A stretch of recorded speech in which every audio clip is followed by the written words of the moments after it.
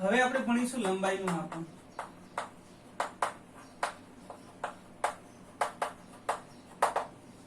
હવે આપણે ભણીશું લંબાઈનું માપન. તો એકમની વાત પૂરી થઈ ગઈ, એકમ પદ્ધતિની વાત પૂરી થઈ ગઈ. હવે આપણે માપન કરીશું. કઈ ભૌતિક રાશિનું? તો લંબાઈનું માપન કરીશું. તો ભાઈ લંબાઈ કેવી રીતે માપી શકાય? બરાબર છે. ધારો કે મારી પાસે આ ચોક છે, આ ચોકની લંબાઈ માપી છે, તો તમે ફૂટપટ્ટીની મદદથી માપી શકો. બરાબર છે.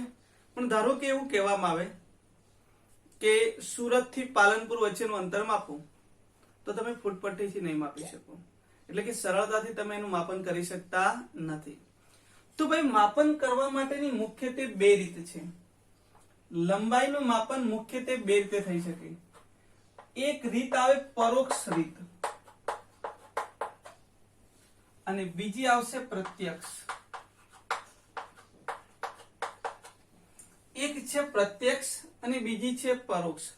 પ્રત્યક્ષ એટલે તમે જે માપી શકો છો તે, અને પરોક્ષ એટલે તમે જાતે માપી શકતા નથી. જાતે માપી શકતા નથી એનો મતલબ કે અમુક ચોક્કસ અંતરો સુધી જ તમે પ્રત્યક્ષ રીતે માપી શકો, ડાયરેક્ટલી. આને કહેવાય ડાયરેક્ટ મેથડ, આને કહેવાય ઇનડાયરેક્ટ મેથડ. સીધી ભાષામાં ડાયરેક્ટ તમે ધારો કે કોઈક ઇન્સ્ટ્રુમેન્ટનો ઉપયોગ કરી અને તમે મૂલ્ય માપો છો, અંતરનું માપન, તો એ પ્રત્યક્ષ રીત થઈ ગઈ. પરંતુ ધારો કે તમારી પાસે ફૂટપટ્ટી છે, આ છે, તે છે, એનો ઉપયોગ કરીને તમે લંબાઈનું માપન કરવા જઈ રહ્યા છો પણ એ માપી નથી શકતા, તો એને પરોક્ષ રીત કહેવાય. ધારો કે સૂર્યથી પૃથ્વી વચ્ચેનું અંતર માપવું છે, સૂર્યથી પૃથ્વી અથવા પૃથ્વીથી સૂર્ય વચ્ચેનું અંતર, તો તમે ત્યારે કોઈ ફૂટપટ્ટી કે કોઈ ઇન્સ્ટ્રુમેન્ટથી માપી નહીં શકો. તો ત્યારે તમારે ચોક્કસ પદ્ધતિનો ઉપયોગ કરવો પડશે. તે વાત થઈ ગઈ પરોક્ષ. સમજણ પડી? તો પ્રત્યક્ષ અને પરોક્ષ આ બે પ્રકારની રીતનો અભ્યાસ કરીશું.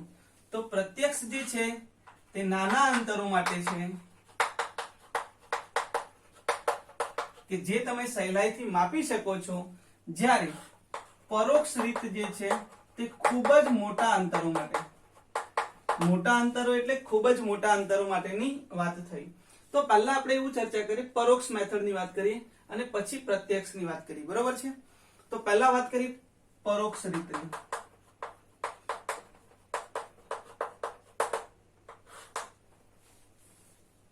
બરાબર છે? એક આવશે પ્રત્યક્ષ અને બીજી આવશે પરોક્ષ.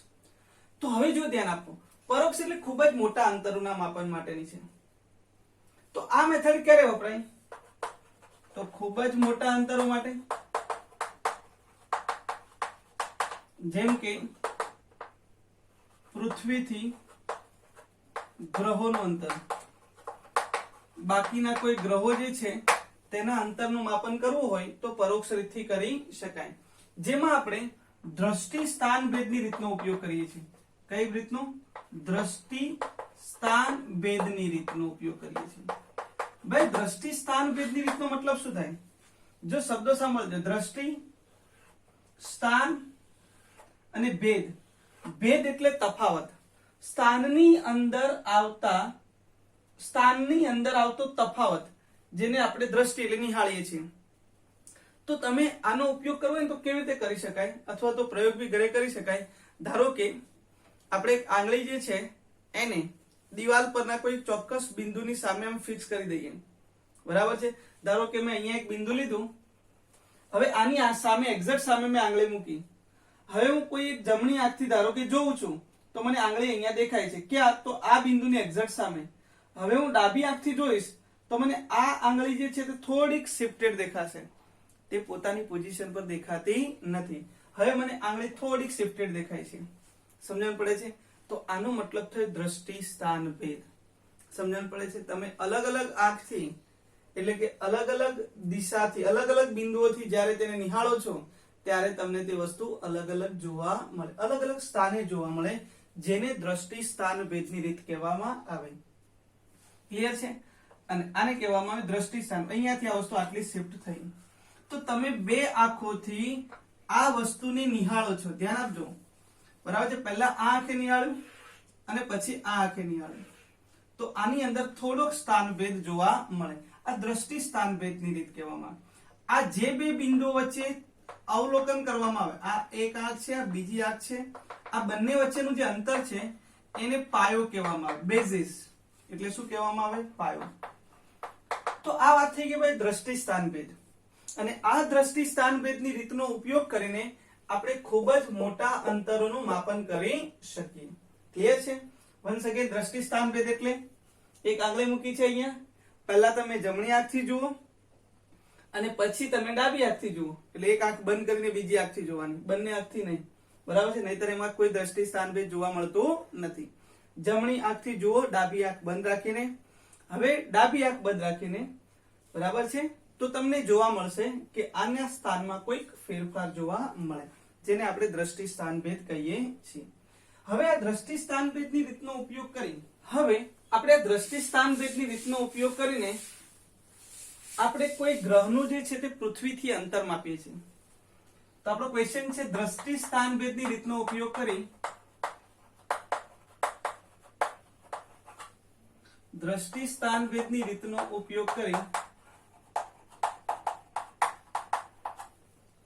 પૃથ્વીથી ગ્રહનું અંતર માપવું.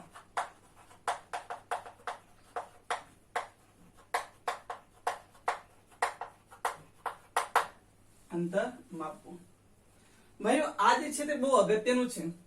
પૃથ્વીથી ગ્રહનું અંતર ખૂબ જ વધુ હોવાને કારણે આપણે પરોક્ષ મેથડનો ઉપયોગ કરીશું. બરાબર છે? હવે તમને એમ થાય કે આ ગ્રહનું માપન કરવું છે તો પૃથ્વીની સાપેક્ષે કેમ?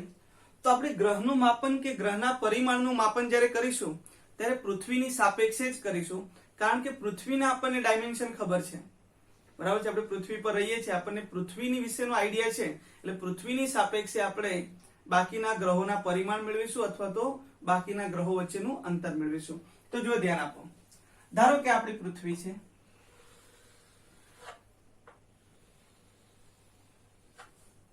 અને આ પૃથ્વીથી અહીંયા કોઈ એક ગ્રહ છે, આનું નામ આપી દઈએ એસ આપી દીધું, ધારો કે જે નામ આપવું હોય તમારે આપી દેવાનું. અને આ પૃથ્વી છે. આ પૃથ્વીના વ્યાસાંતે આવેલા બે બિંદુઓ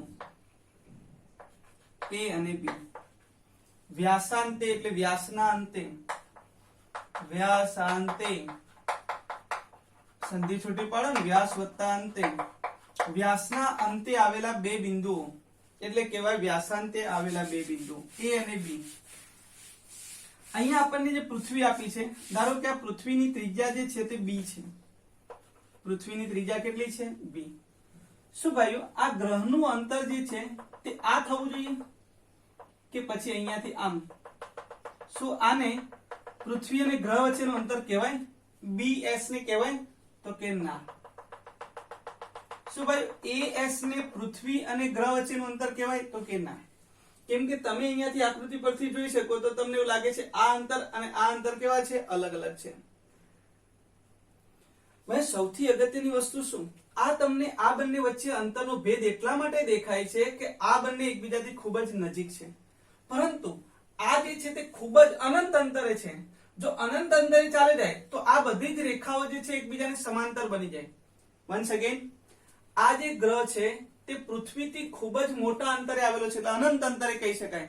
અને અનંત અંતરેથી આવતા કિરણો એકબીજાને સમાંતર હોય, એટલે આ કિરણ પણ આને સમાંતર બને, આને પણ સમાંતર બને, એટલે આ અંતર અને આ અંતર ત્રણેય સરખા થઈ જાય. એટલે આપણે એવું કહી શકીએ કે તમે આ અંતર માપો, આ અંતર માપો કે આ અંતર માપો, ત્રણે ત્રણ સરખા થશે. હું તમને પ્રેક્ટિકલી બી સમજાવું. જો કેવી રીતે, આ એક ગ્રહ છે અને અહીંયા અંતર, આ પૃથ્વી છે ને આ કોઈ ગ્રહ છે, તો તમે આ રીતે અંતર માપશો તો તમને અલગ અલગ દેખાય ને પાયથાગોરસ એનું મૂલ્ય પણ અલગ મળે. હવે આ જ પૃથ્વી છે પણ ગ્રહને દૂર મૂકી દઈએ તો તમે જોઈ શકો કે હવે અંતર ત્રણેય વચ્ચેના અંતર વધારે બદલાતા નથી.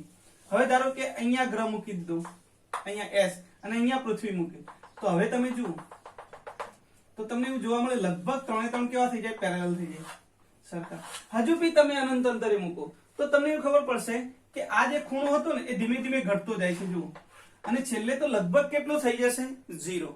એનો મતલબ બધા જ એકબીજાને કેવા થઈ જવા જોઈએ? પેરેલલ, સમાંતર. એટલા માટે આપણે પૃથ્વીના અંતરને OS ની જગ્યાએ AS અથવા BS તરીકે લઈશું. તો AS અને BS એ બીજું કઈ નહીં, પૃથ્વી અને ગ્રહનું અંતર છે. બોલો ક્લિયર છે? હવે બીજી વસ્તુ કે આ ત્રણેય સમાંતર છે. હવે આપણે આનું મૂલ્ય કેવી રીતે મેળવીશું? ભાઈ ધ્યાન આપજો કે પૃથ્વીનો વ્યાસ આપણને ખબર છે. પૃથ્વીનો વ્યાસ ત્રિજ્યા એની 6400 કિલોમીટર, વ્યાસ એટલે 12800 કિલોમીટર. પહેલા પ્રેક્ટિકલી સમજી લઈએ, પછી આપણે એની થિયરી પર બી ચર્ચા કરીએ. હવે શું કરવામાં આવે તો ભાઈ દ્રષ્ટિ સ્થાનભેદની રીતે એવું કહે છે કે બે સ્થાનેથી એક સાથે આપણે અવલોકન કરીએ. A અને B થી આ ગ્રહનું આપણે એક સાથે અવલોકન કરીએ. ચલો હું અહીંયાથી અવલોકન કરું છું. કેવી રીતે કરીશ? તો ટેલિસ્કોપનો ઉપયોગ બી કરી શકું. તો ધારો કે મેં એક ટેલિસ્કોપ મેળવી લીધું અને તેના દ્વારા આનું અવલોકન કર્યું. બરાબર છે? મેં ટેલિસ્કોપ અહીંયા ગોઠવી દીધું. આ મારો ટેલિસ્કોપ છે. તો આ ટેલિસ્કોપે આ વર્ટિકલ સાથે કેટલો ખૂણો બનાવ્યો? તો હું સપોઝ કે સમજી લઉં છું θ1. એ જ રીતે હું અહીંયાથી પણ અવલોકન કરું છું અને એ અવલોકનની મારી દિશા કઈ છે? તો આ અવલોકનની દિશા છે. એનો મતલબ મારે હવે ટેલિસ્કોપ આ દિશામાં ગોઠવવાનું. આ છેડો ફિક્સ રાખીને ટેલિસ્કોપને આ દિશામાં ગોઠવ્યું. તો એને આ શિરોલંબ સાથે કેટલો ખૂણો બનાવ્યો? તો θ2 જેટલો ખૂણો બનાવ્યો શિરોલંબ સાથે. હવે આ S એના મધ્યમાંથી પસાર થતી આ રેખા. બોલો ભાઈ આ Z બન્યો. આ Z બને એનો મતલબ કે આ ખૂણો કેટલો થવો જોઈએ? θ1. અહીંયા પણ આ Z બને છે એનો મતલબ આ ખૂણો કેટલો થયો? θ2. તો ટોટલ ખૂણો કેટલો થયો? θ θ1 + θ2. તો પ્રેક્ટિકલી પણ તમે આ θ1 અને θ2 પરથી આ θ મેળવી શકો, એટલે ખૂણો મેળવી શકો છો. આ આપણે જાણીએ છીએ. તો સમતલ કોણની વ્યાખ્યા ખૂણો બરાબર શું લખાય? ચાપ ભાગ્યા ત્રિજ્યા. બરાબર છે? આ હવે આવું કંઈક થઈ ગયું. A B S આ આપણો D, આ આપણો સ્મોલ b અને આ કેટલો છે? θ. તો ખૂણો બરાબર શું લખાય? ચાપ ભાગ્યા ત્રિજ્યા. θ બરાબર b/d. b તમે જાણો છો, θ તમે જાણી લીધો તો તેના પરથી d મેળવી શકાય. તો આ ભાઈઓ વાત થઈ ગઈ ટેકનિકલી કે તમે કેવી રીતે દ્રષ્ટિ સ્થાનભેદની રીતનો ઉપયોગ કરી અને પૃથ્વીથી ગ્રહનું અંતર માપી શકો. હવે ભાઈ આપણે થોડી થિયરીની વાત કરી કે એની થિયરી કેવી રીતે લખીશું. ચલો હવે થિયરી લખીએ છીએ. ધારો કે પૃથ્વીથી ગ્રહનું અંતર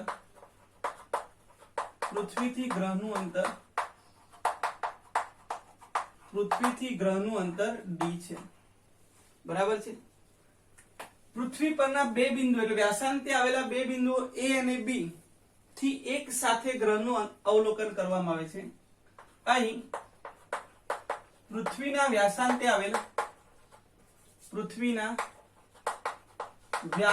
આવેલા બે બિંદુઓ A અને B પરથી પૃથ્વીના વ્યાસાંતે આવેલા બે બિંદુઓ A અને B પરથી એક સાથે ગ્રહનું અવલોકન કરવામાં આવે છે. એક સાથે ગ્રહનું અવલોકન કરવામાં આવે છે. એક સાથે આપણે અવલોકન કરવામાં આવે છે, જેના પરથી θ મેળવવામાં આવે છે. ભાઈ θ જે છે એ દ્રષ્ટિ સ્થાન ભેદ કોણ કહેવામાં આવે. જ્યાં θ બરાબર ભાઈ એને કહેવામાં આવે દ્રષ્ટિ સ્થાન ભેદ કોણ. કયો કોણ કહેવામાં આવે? દ્રષ્ટિ સ્થાન ભેદ કોણ કહેવામાં આવે. તો હવે તમે θ મેળવી લીધો. અહીં AB વચ્ચેનું અંતર કેટલું છે ભાઈ? B છે. તો અહીં AB બરાબર શું લખાય? B, જેને આપણે કહીશું પૃથ્વીનો વ્યાસ. હવે સમતલ કોણની વ્યાખ્યા મુજબ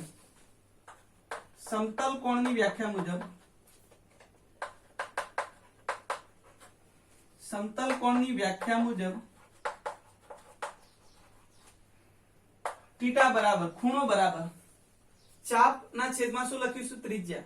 ચાપ એટલે B અને ત્રિજ્યા કેટલી લઈશું? D.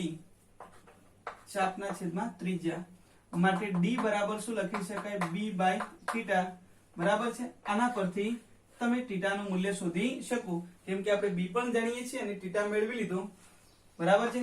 માટે લખીશ સમીકરણ 1 પરથી પૃથ્વીથી ગ્રહનું અંતર મેળવી શકાય. પૃથ્વીથી ગ્રહનું અંતર મેળવી શકાય. તો આ આપણી વાત થઈ ગઈ ભાઈ દ્રષ્ટિ સ્થાન ભેદ કોણની. ક્લિયર છે? તો આ પ્રકારે થિયરી લખી. ચાલો વિદ્યાર્થી મિત્રો, હવે આપણે નેક્સ્ટ પ્રશ્ન પર જઈએ. દ્રષ્ટિ સ્થાન ભેદની રીતથી ગ્રહનું પરિમાણ માપવું. પરિમાણનો મતલબ એની ત્રિજ્યા, એનો વ્યાસ, એનું પરિમાણ છે બરાબર છે. તો હવે જો દ્રષ્ટિ સ્થાન ભેદની રીતથી ગ્રહનું પરિમાણ કેવી રીતે માપી શકાય? કોઈ પણ ગ્રહનું પરિમાણ. આના પહેલાની થિયરીમાં આપણે જોયું કે પૃથ્વીથી ગ્રહનું અંતર માપી લીધું. તો દ્રષ્ટિ સ્થાન ભેદની રીતથી ગ્રહનું પરિમાણ પણ માપી શકાય અને ગ્રહનું અંતર પણ માપી શકાય. તો હવે આપણી થિયરી જે છે તે પરિમાણ માપવાની છે. તો ભાઈ આ પૃથ્વી છે, આ પૃથ્વી, આખી પૃથ્વી છે, આ પૃથ્વીની સપાટી, અને અહીંયા કોઈ એક ગ્રહ છે. આપણે અહીંયા કોઈ એક ગ્રહ લઈ લઈએ. આ ગ્રહના વ્યાસાંતે આવેલા બે બિંદુ, વ્યાસાંતે આવેલા કોઈક બે બિંદુ A અને B લઈ લઈએ. અહીંયા આપણે O લઈ લઈએ બરાબર છે. હવે આ જે ગ્રહ છે એનું આપણે પરિમાણ માપવું છે, એટલે વ્યાસ. વ્યાસને આપણે કહી દીધો d વડે દર્શાવી દીધો. વ્યાસને શાના વડે દર્શાવી છે? d વડે. હવે આપણે d માપવું છે. તો મને ખબર છે કે આ પૃથ્વી છે, આ ગ્રહ છે. તો પૃથ્વીથી ગ્રહનું અંતર માપવું હોય તો દ્રષ્ટિ સ્થાન ભેદની રીતનો ઉપયોગ કરવામાં આવે. અને દ્રષ્ટિ સ્થાન ભેદની રીતનો ઉપયોગ કરી અને આ પૃથ્વીથી ગ્રહનું અંતર એટલે AO અથવા BO માપી શકાય, જેને આપણે કેપિટલ D કહેતા હતા. શું કહેતા હતા? D કહેતા હતા. હવે પ્રશ્ન એ થાય કે આ D તો હું માપી શકું શાનાથી? તો દ્રષ્ટિ સ્થાન ભેદની રીતનો ઉપયોગ કરી દઉં તો D હું માપી શકું. આ આપણે માપવાનું છે. તો જો મને આ ખૂણો મળી જાય તો ખૂણો બરાબર ચાપ ભાગ્યા ત્રિજ્યા, અને સમતલ કોણની વ્યાખ્યાનો ઉપયોગ કરીને આપણે સ્મોલ d ની કિંમત શોધી શકીએ. તો હવે કેવી રીતે શોધીશું? તો ધ્યાન આપો. ખૂણો, ફરી પાછો હું ટેલિસ્કોપની રચનાનો ઉપયોગ કરું છું, જે આગળની ચર્ચા કરી હતી તે જ, કે પૃથ્વી પરના કોઈ એક બિંદુ પરથી આ આપણે ગ્રહનું એક સાથે A અને B નું અવલોકન કરીએ. તો પહેલા મેં શું કર્યું? તો અહીંયા ટેલિસ્કોપ ફિક્સ કરી દીધો અને પછી A નું અવલોકન કર્યું. એનો મતલબ ટેલિસ્કોપ મેં આ રીતે ગોઠવી દીધો. હવે આ ટેલિસ્કોપને આમ રોટેટ કરી અને હવે કયા બિંદુનું નિરીક્ષણ કરવું છે? B નું. તો અહીંયાથી આમ રોટેટ કરીને ક્યાં સુધી ટેલિસ્કોપ ફેરવ્યું? તો B સુધી. તો આમથી આમ આટલું આપણે રોટેટ કર્યું. તો પ્રેક્ટિકલી પણ આપણે કેટલા એંગલ સુધી આને રોટેટ કર્યું તે એંગલ આપણે શોધી નાખવાનો, જેને આપણે કહીએ છીએ આલ્ફા. આલ્ફાને કહેવામાં આવે છે કોણીય વ્યાસ. ગ્રહનો વ્યાસ જે કોણ બનાવે એને કહેવામાં આવે કોણીય વ્યાસ. વ્યાસ દ્વારા બનતો ખૂણો, ગ્રહના વ્યાસ દ્વારા બનતો કોણ, એટલે એને કહેવામાં આવ્યું કોણીય વ્યાસ. ભાઈ ક્લિયર છે? તો હવે થિયરી લખું છું, ધ્યાન આપજો કે આકૃતિમાં દર્શાવ્યા પ્રમાણે, આકૃતિમાં દર્શાવ્યા મુજબ પૃથ્વી પરના કોઈ એક સ્થાનેથી ગ્રહના વ્યાસાંતે આવેલ બે બિંદુઓ A અને B નું અવલોકન કરવામાં આવે છે. બરાબર છે? A અને B નું શું કરવામાં આવે છે? અવલોકન. જેના પરથી તમે શું મેળવો છો? આલ્ફા મેળવો છો. શું મેળવો છો? આલ્ફા. તો A અને B જે છે એનું આપણે અવલોકન કરીને શું મેળવીએ છીએ? આલ્ફા મેળવીએ છીએ. તો અહીં જેના પરથી આલ્ફા મેળવવામાં આવે છે એવું લખું છું. આ આલ્ફાને કોણીય વ્યાસ કહે છે. આલ્ફાને શું કહે છે? કોણીય વ્યાસ. તો આપણને આલ્ફા મળી ગયો. અહીં દ્રષ્ટિ સ્થાન ભેદની રીતનો ઉપયોગ કરી ગ્રહ અને પૃથ્વી વચ્ચેનું અંતર મેળવવામાં આવે છે. દ્રષ્ટિ સ્થાન ભેદની રીતનો ઉપયોગ કરી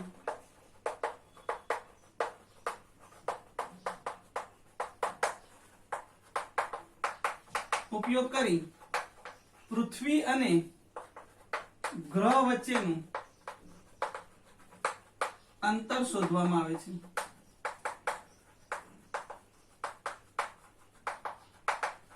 બરાબર છે. દ્રષ્ટિ સ્થાન ભેદની રીતનો ઉપયોગ કરી અને પૃથ્વી અને ગ્રહ વચ્ચેનું અંતર મેળવવામાં આવે છે અને ડી શોધી શકાય.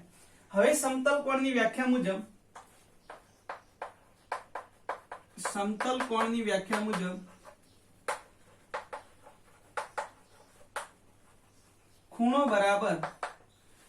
બરાબર શું લખાય? ચાપ ભાગ્યા ત્રિજ્યા. ચાપ કેટલો થઈ ગયો? ડી, અને ત્રિજ્યા કેટલી? કેપિટલ ડી, એટલે ડી બાય ડી. આપણે શું મેળવવું છે ભાઈ? વ્યાસ. ડી બરાબર શું લખી શકાય? Alpha D. તો આ સમીકરણનો ઉપયોગ કરી અને આપણે ગ્રહનું પરિમાણ મેળવી શકીએ. તો સમીકરણ 1 નો ઉપયોગ કરી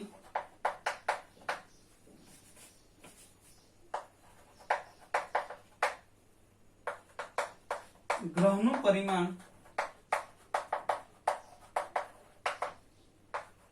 મેળવી શકાય. બરાબર છે. તો આ વાત થઈ ગઈ દ્રષ્ટિ સ્થાન ભેદની રીતથી ગ્રહનું પરિમાણ કેવી રીતે મેળવી શકાય તેની ચર્ચા પૂરી. ક્લિયર છે? તો દ્રષ્ટિ સ્થાન ભેદની રીતનો ઉપયોગ કરી અને આપણે પૃથ્વીથી ગ્રહનું અંતર પણ શોધી શકીએ, અથવા તો કોઈ પણ ગ્રહ જે છે એનું પૃથ્વીની સાપેક્ષે આપણે એનું પરિમાણ પણ શોધી શકીએ. તો આ બંને થિયરી દ્રષ્ટિ સ્થાન ભેદ રીત એટલે કે પરોક્ષ મેથડ ની હતી, જે અહીંયા આપણે કમ્પ્લીટ